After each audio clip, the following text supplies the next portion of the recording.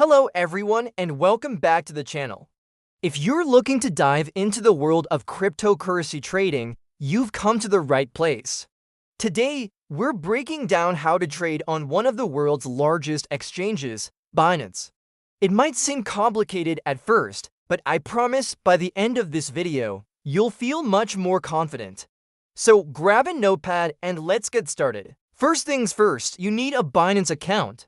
If you don't have one, just head over to their website and click register. The process is straightforward. You lines need to provide an email or phone number and create a secure password. Make sure you complete the identity verification, also known as KYC, or Know Your Customer. This is a crucial step for security and unlocking all of the platform's features. It usually involves uploading a photo of your ID and taking a selfie. It's a standard procedure to keep your account and funds safe. Once you're verified, the next step is to fund your account. You need something to trade with, right? You can deposit crypto you already own from another wallet, or you can buy crypto directly on Binance using a credit card, debit card, or bank transfer. To do this, look for the Wallet tab, usually in the top right corner, and select Fiat and Spot. Here, you'll see a deposit button.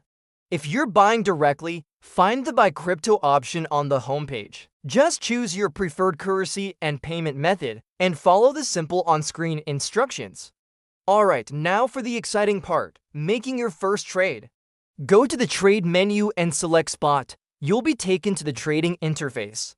I know it looks like a spaceship cockpit with all the charts and numbers, but don't worry, we'll focus on the essentials. On the left, you'll see a list of trading pairs, like BTC, USDT. This means you're trading Bitcoin against Tether.